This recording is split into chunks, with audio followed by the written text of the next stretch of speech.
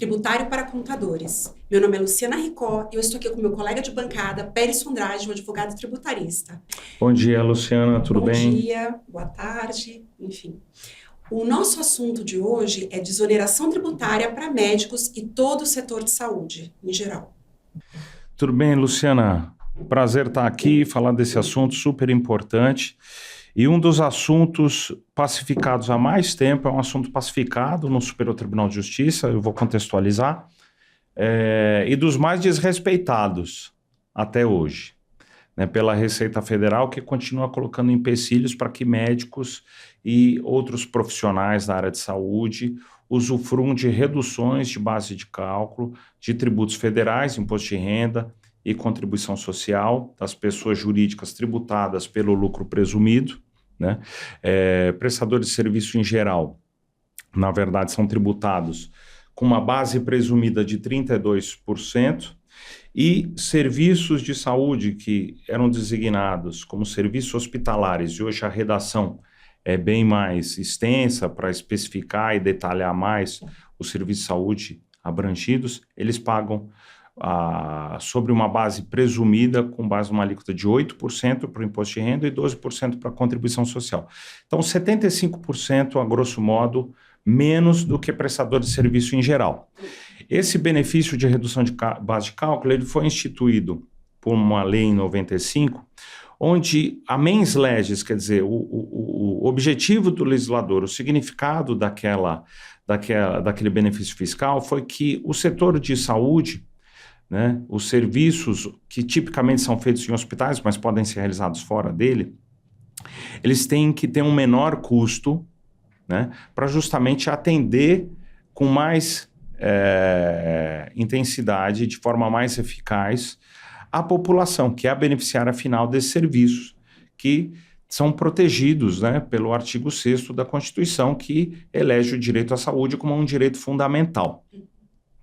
Muito bem. Essa redução da base de cálculo, ela sempre veio especificada como atribuível para serviços hospitalares. A Receita Federal sempre entendeu que serviços hospitalares são serviços prestados por hospitais, então exige uma estrutura. Só que isso não é verdade, e tanto isso não é verdade, que em 2009 o Superior Tribunal de Justiça pacificou essa discussão e fixou que esse benefício ele deveria ser analisado objetivamente e não subjetivamente. Subjetivamente, vendo a pessoa que presta o serviço. Objetivamente, o próprio serviço. Independentemente de quem preste, independentemente da estrutura. Então, o STJ decidiu que, independentemente da estrutura, serviços de apoio à saúde, eles devem ser beneficiados por essa redução da base de cálculo. Isso independentemente de estrutura hospitalar, de internação, equipamento, podendo ser utilizado, inclusive, pelo prestador de serviço, ambiente de terceiro, estrutura de terceiro, o que acontece muito com médicos que vão lá realizar serviços, por exemplo, de diagnóstico por imagem. Então, geralmente, o médico realiza esses exames no laboratório ou no hospital, que não é dele. Mas o serviço dele também deve ser agraciado com essa redução da base de cálculo. O legislador ele somente fez uma ressalva, uma exigência, na verdade, para controle, né, de que efetivamente o benefício ia ser concedido por quem prestasse esse tipo de serviço, e não por alguém que estivesse dizendo que prestava, mas prestasse outro tipo de serviço somente para se fazer valer de uma alíquota reduzida, né, quando não tivesse direito. O legislador exigiu duas condições: que o serviço seja prestado por sociedades empresárias, então tem que ter um registro na junta comercial, pela legislação, essa é a lei e a interpretação atual do Superior Tribunal de Justiça. E a outra é que esteja regular com a Anvisa. Então, o seu estabelecimento deve ter laudo de vistoria da vigilância sanitária, que geralmente é expedido pelas prefeituras. Então, tendo essas duas condições e prestando serviço de apoio à saúde, existe essa redução da base de cálculo. Só que a Receita Federal até hoje coloca diversos impedimentos, né, visando justamente reduzir o espectro de abrangência dessa redução do base de cálculo, que contraria o objetivo do legislador. E nós tivemos aí, principalmente durante a pandemia, vimos como o serviço de saúde é essencial, né? Foram os primeiros que atenderam ao chamado de responsabilidade, né? Morreram, deram a vida para tanto, e é por isso que eles merecem, né, os prestadores, essa redução da base de cálculo. Para quê? Vai sobrar mais dinheiro na mão do médico. É esse o objetivo do legislador? É esse o objetivo. Que o serviço fique mais interessante, que mais médicos, mais prestadores de serviço de saúde, outros profissionais, fisioterapeutas, terapeutas ocupacionais, abram os seus negócios, prestem esses serviços para que a população cada vez mais tenha esse serviço à disposição. Daí, com a quantidade ofertada, obviamente o preço vai cair.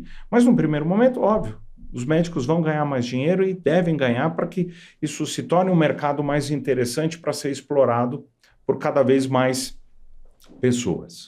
O que me chamou a atenção é que você falou que esse assunto está pacificado já desde 2009, ou seja, tem mais de 14 anos. Né? Então, é até curioso nós estarmos discutindo isso aqui. Qual é o problema? Por que ainda se criam essas restrições, já que o Poder Judiciário já pacificou essa questão? Olha, excelente pergunta, né? É a pergunta de $1 milhão e também o que tira o sono dos nossos amigos contadores, porque vários contadores que atendem médicos ou o setor de saúde, em geral, o contador, via de regra, ele tem que ser conservador. É um princípio do conservadorismo, é um princípio da profissão dele, né? O contador, ele vai até onde ele conhece assuntos jurídicos, ele pode debater de igual para igual, mas ele não tem a responsabilidade da decisão. Essa decisão de acionar a União Federal ou não acionar, ou adotar um procedimento, mesmo contra a recomendação da autoridade fiscal ou em dúvida quanto à aplicação, essa decisão cabe ao empresário e à sua assessoria jurídica. Mas o contador pode levantar essa bola, falar, olha, aqui caberia uma análise desse assunto, pode ser interessante, né? Porque muitos acabam sendo surpreendidos com o cliente já contratado com uma consultoria que geralmente é arrojada e fala, olha, retifica as declarações dos últimos 5 anos, faz a recuperação e muda o procedimento de imediato. Daí o contador fica naquela sinuca. Poxa, mas o meu cliente vai estar exposto a um risco. O que eu devo fazer nessa situação? Eu devo questionar o advogado? Não, porque é um advogado que está do outro lado. Para ele colocar para o cliente outro ponto de vista, ele tem que se valer de outro advogado. Mas ele pode alertar o cliente, olha, não é bem assim, existem casos e casos, existem situações muito claras e situações um pouco mais nebulosas. Então, por exemplo, que é muito comum, o médico abre uma clínica, né, ele faz pequenos procedimentos na clínica, mas ele opera a maior parte das cirurgias no hospital. Então, o estabelecimento dele tem Anvisa, está tudo jóia, ele tem uma pequena estrutura e ele opera em estabelecimento de terceiros. Bom, de acordo com a jurisprudência, e que foi acatada inclusive por parecer da Procuradoria-Geral da Fazenda Nacional, que reconheceu o direito até de atendimento em home care, usufruir dessa redução da base de cálculo, não haveria problema. Só que a Receita Federal vai lá e me baixa uma instrução normativa e algumas respostas de consultoria tributária no seguinte sentido, olha, a sociedade empresária tem que ser empresária de direito e de fato. De direito e de fato. Eu tenho um registro na junta comercial. Eu sou sociedade empresária por disposição legal. Até quem era a EIRELI, Empresa Individual de Responsabilidade Limitada, depois de uma lei de 2 anos e pouco atrás, que é a Lei da Liberdade Econômica, eles foram transformados automaticamente em empresas individuais de responsabilidade, sociedades individuais, empresárias de responsabilidade limitada. Então, é a lei que atribui esse efeito. Mas o que eles querem dizer com sociedade de fato? Eles excluem dessa possibilidade de aproveitamento da redução do base de cálculo aquelas clínicas, aquelas sociedades médicas, onde o faturamento advém principalmente ou quase exclusivamente da mão dos sócios. Então, eu sou médico, eu tenho um colega médico, eu tenho outro colega que é anestesista. Então, nós combinamos de fazer uma sociedade, né, onde nós operamos, fazemos as nossas cirurgias e temos lá os nossos auxiliares. A Receita entende que, como o faturamento sai da minha mão, quer dizer, quando eu vendo uma cirurgia, essa cirurgia é executada por mim, ou por meu colega, ou por meu outro sócio, né? Ele entende que isso não é uma sociedade empresária.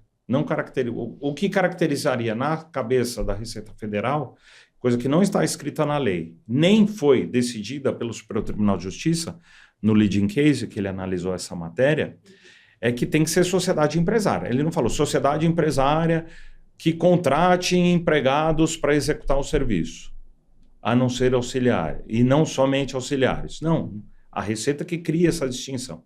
Outra distinção que ela criava, ou ainda cria, é em relação à sociedade empresária individual. Quando era Eireli, tem resposta à consulta clara, de que Eireli não faz jus porque não é uma sociedade empresária. Porque na cabeça da Receita, sociedade empresária tem que ter no mínimo 2. Só que isso é critério legal. Realmente existia no passado, no Código Civil anterior, a 2002, a exigência de qualquer sociedade tivesse no mínimo 2 sócios. Hoje não é assim. Eu tenho uma sociedade individual de responsabilidade limitada. A Eireli já era assim, teve uma pequena mudança, mas no frigir dos ovos é a mesma coisa. É uma pessoa com CNPJ e que é atribuída a característica de sociedade empresária pela lei. A lei assim considerou. Então, onde a lei não fez distinção, né? Olha, você tem que ter mais empregados, menos empregados, o intérprete não pode fazer essa distinção. Isso é uma regra básica de hermenêutica. Então, nos vemos numa situação curiosa, no mínimo. O precedente está pacificado há 14 anos, mas a Receita Federal vive respondendo uma consulta ou baixando uma instrução normativa, colocando alguma restrição. Por exemplo, ela também faz... olha, só serão sociedades empresárias para os fins dessa redução da base de cálculo aqueles que atenderem a RNC número 50 do Ministério da Saúde, que não é nenhuma norma tributária, é uma norma do Ministério da Saúde que fala justamente da organização de clínicas, hospitais e fala das estruturas. Ora as bolas, o STJ acabou, quer dizer, acabou não, em 2009 pacificou que o critério do legislador ao instituir a redução da base de cálculo, ele é objetivo, ele quer beneficiar o serviço, independentemente de quem é o prestador ou da sua estrutura. Então, como é que a Receita Federal pode exigir a estrutura para qualificar ou não qualificar um prestador como beneficiário ou não dessa redução da base de cálculo? Então, é uma situação muito complicada, onde, na verdade, a Receita ela contraria o objetivo do legislador. Porque isso, de forma bastante intensa nos últimos tempos, né? Sempre que a gente ouve falar de benefício fiscal, parece que virou crime. Que não é. Todos os benefícios têm um significado. Bom, esse significado pode ser alterado? Em algumas situações sim, em outras não. Mas a gente não pode criminalizar, né? Como recentemente está fazendo com bastante frequência o ministro da Fazenda. Sempre que ele fala de beneficiário de benefício fiscal, parece que ele está falando de um bandido. E que isso é o crime e que isso é o problema do país. Por isso que nós não atingimos o déficit zero, coisa que não é verdade. A gente sabe muito bem, quando se fala em déficit, a gente tem que olhar o lado da receita e tem que olhar o lado da despesa também. Uhum. Você fala que a Receita fica criando uma série de restrições, né, para quem já teria esse direito. E então, as pessoas que estão nessa situação, os contribuintes que se veem nessa situação, o que eles devem fazer para cumprir todos esses requisitos que a cada hora surgem por meio da Receita? Olha, o que eles têm que fazer quando eles estão nessa situação? Bom, eles têm que, primeiramente, consultar o seu contador e verificar, olha, todas as rotinas, porque o Superior Tribunal de Justiça, ele especificou que é beneficiário dessa redução de base de cálculo o serviço de cirurgia, o serviço que tem uma certa complexidade. Ele excetuou dessa redução da base de cálculo a simples consulta. E serviços administrativos, reembolso, por exemplo, você vai lá no ortopedista, ele te dá um imobilizador ali e cobra. Aquilo lá é considerado como uma despesa administrativa. Então, obviamente, isso não está incluído em redução de base de cálculo nenhuma e a mera consulta também não. Então, a primeira coisa que o contribuinte deve fazer, ou o seu contador, é analisar como é que está sendo emitida a nota fiscal. Então, quando um cliente vai e faz um procedimento, além da consulta, eu tenho segregado isso na nota fiscal, porque eu tenho que ter isso segregado. Se eu coloco tudo como consulta, vai ser muito difícil eu conseguir a redução da base de cálculo sobre qualquer parcela do meu serviço. Então, eu tenho que especificar o que é cirurgia, o que é material que está sendo cobrado, o que é procedimento e aquilo que é consulta. Tenho que segregar, tenho que adequar as minhas rotinas administrativas. Posteriormente, eu tenho que analisar a minha situação, se enquadra ou não dentro de uma das milhares de restrições que a Receita Federal tem colocado. Né? O faturamento vem somente dos sócios.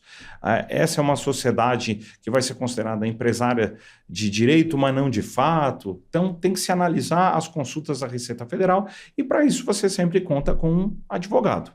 Então, tem que consultar um advogado tributarista, né? Seja um parceiro, seja um advogado do próprio cliente. Então, o contador pode levantar essa bola, ajudar na adequação das rotinas e, se houver uma clareza muito grande acerca da situação, pode-se mudar o procedimento independentemente de qualquer outra providência judicial. Agora, se você cai num daqueles impedimentos que a Receita aponta, né, é interessante, é importante buscar a segurança de uma medida judicial previamente, para daí alterar o procedimento e para daí fazer a recuperação do passado. Muita gente tem feito retificação das declarações dos últimos 5 anos e feito a recuperação imediata.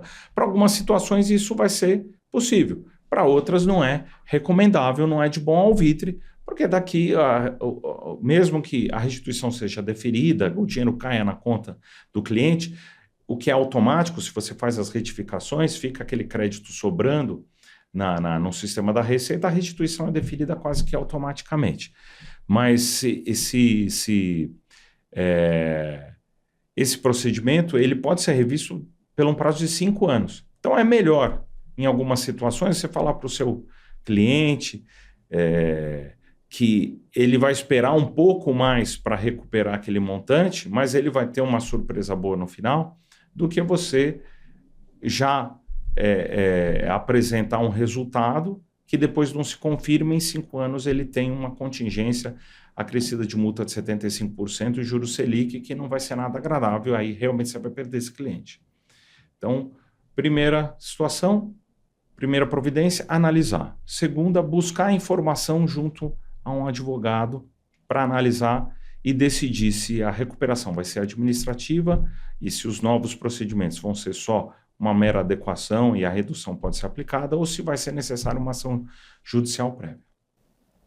E o contador, ele primeiro tem que fazer toda essa análise, e aí ele vai verificar e orientar, então, o cliente, se é necessário ou não buscar a ajuda de um advogado. Com certeza, com certeza. Até aproveitar, fazer aqui o meu comercial, Luciana. Eu tenho um curso sobre essa matéria, um curso bem detalhado, um curso de 2 horas, onde eu falo e tiro todas essas dúvidas de procedimento. Está no Hotmart por um preço simbólico, a desoneração do setor de saúde. Buscar lá pelo meu nome, desoneração, vai achar o curso. A gente cobra um valor simbólico, na verdade, a título de colaboração para a difusão dessa informação, que é importante, né? É uma desoneração já há 14 anos pacificada, mas, se eu não me engano, 90% das sociedades médicas que poderiam aproveitar isso, ou de exames diagnósticos, não aproveitam. Nossa, 90% é um número bastante elevado. É bastante. E é aquilo que nós já comentamos até em outro programa, né? Parece uma redução que não faz sentido. Por que este tipo de serviço paga menos, 75% a menos de tributo que os demais prestadores de serviço que tem que ficar ralando e pagando? É porque eles prestam serviço de saúde, e saúde está especificado na Constituição como um direito, uma garantia constitucional de todos. E acabamos de sair de uma pandemia, a gente sabe da importância dessas sociedades. O médico vai sobrar mais dinheiro no bolso dele, vai sobrar mais dinheiro no bolso dele, e o objetivo é que sobre mesmo para que mais médicos, mais profissionais de saúde tenham interesse em empresariar, em empreender, abrir os seus negócios e realmente desenvolver essa atividade essencial para a nossa sociedade. E com o tempo, com mais prestadores de serviço, o preço vai ficar melhor para todo mundo, que é a regra do mercado, da oferta e da demanda. Porque demanda nós temos. E a oferta ainda é insuficiente. E por isso que esses benefícios fiscais são estabelecidos. No caso desse, muito nobremente. E a Receita Federal, quando coloca empecilhos que não estão especificados na lei e não estão especificados na jurisprudência, quer dizer, essas restrições foram rechaçadas pela jurisprudência, ele presta um desserviço para a sociedade, né? Porque a Receita Federal é um órgão arrecadador, ela tem um objetivo, mas ela tem que também observar quais são os objetivos que o legislador especificou lá no Congresso.